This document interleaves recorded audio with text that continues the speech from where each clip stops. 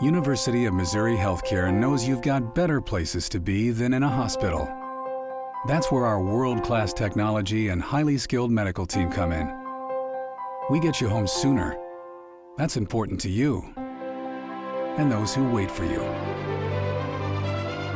Rufus, guess who's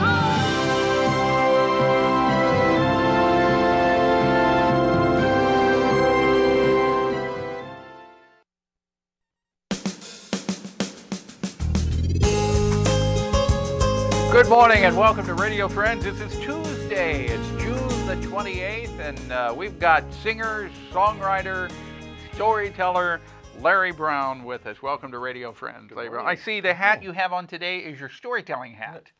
Oh, yes, I do. The storytelling hat. And Larry's being very secretive today. I said, what's the story? You wouldn't tell me what the story is. You wouldn't tell me what the story is about or how long it is.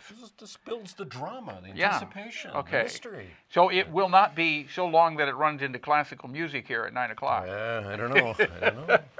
Well, why don't we go ahead and we'll get started with it, because I always enjoy listening to your tall tales. Here is Larry Brown. How do you want me to introduce you, by the way? I'm a storyteller today. That's okay. fine. No topic for the story. You'll find out. All right, here's Larry Brown with an undisclosed story. Here it comes. Well, the story takes place in the 7th century in the province that was in the realm of the Merovingian kingdom. I think it was Dagobert was king at that time. Now, it happens in the city of Rouen, which later we know in the 11th through the 15th century was the capital of the Anglo-Norseman region that we know today as Normandy in France. Well, in the 6th century, the city of Rouen was being harassed by a dragon-like creature who was coming out of some of the swampy lowland areas along the river Seine. It would come into the countryside seasonally and ravage the crops and cattle and killed people. Well, the dragon had taken to the river in the 630s, and it was spouting water, shooting jets of water out of its nose, and therefore gained the name La Gargoyle. Well, the people of Rouen were experiencing such trauma from this beast. When it would spout these jets of water, it would capsize boats. It was flooding the city. Well, at that time, a priest was appointed to be the bishop of Rouen. His name was Romanus, or in French, Romain. He was appointed by King Dagobert at that time to be bishop. And when he arrived at the city, assessing the situation, he had a plan. In 639, he said to the people of Rouen, "I will rid your city of La Gargoyle if you will find all of the others in the city and the community, come to me, be baptized, and to rebuild a cathedral." Well, the village made a deal. So it was on Ascension Day, 639, that Romanus asked for volunteers to go with him to slay the dragon. Well, no volunteers came forth, so he turned to the prisons, and there were 2 men who, thinking perhaps that their sentence might be lightened, who agreed to go with him to fight the dragon. One a thief, and the other a condemned murderer on death row.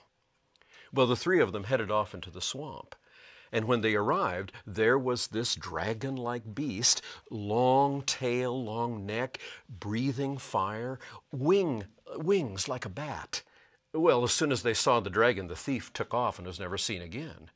But the condemned murderer and Bishop Romanus approached the dragon. And it is said that he did the sign of the cross on the chest of the dragon, and it calmed down. Then he took off his stole, wrapped it around as if it were a leash, gave the leash to the prisoner, and he led the 2 of them into the city. And in the city, the villagers prepared a huge bonfire, chained the dragon, and burned the dragon, all except for the head and the neck, which apparently had been tempered by breathing fire. And the ashes and remains were thrown into the river Seine. And the head they posted on the cathedral. La Gargoyle. Now, you may wonder what happened to Romanus. Well, this was one of several miracles that were attributed to him, which led to him becoming a saint. And the gargoyle, of course, Once that head had finally withered away and was gone, they replaced it with a stone carving. And to this day, across Europe, you will see on the cathedrals and other prominent buildings gargoyles at the end of the roofs serving as water spouts to deflect the water away from the walls to protect the mortar. Now, some would say this is legend. Oh, it was a time in the 1400s when they looked back and told stories, because that was the height, the heyday of putting gargoyles between the 13th and 14th century. And you know, in the city of Rouen in 1431, that was the city that burned Joan of Arc to the stake. And perhaps they were telling stories about the combat between Christianity and the Roman beliefs. It was said of St. Romanus that he destroyed the temples to Venus and Jupiter and Mercury. And perhaps it was a story about when the Vikings first came in their dragon ships in the 800s. But others would say, this was the last of the dragons. And so it is with some sadness that I tell you this story, for it was Dragon's End. Other stories are told of hundreds of other places, but this was one of the very last of the dragons, La Gargoyle. Oh, that's pretty good, Larry. That's pretty good. So that's how the gargoyles came to be on the side of the European building. Well, putting creatures on edges of roofs is something we found in ancient history. It goes back to Egypt and so on. But we can say in Europe at that time, between the 13th and 14th centuries, that they began to appear. And that's one of the stories told about why they're there and their purpose. Yes. That's pretty good. That's pretty good. Larry Brown, wonderful storyteller, and songwriter, and a singer.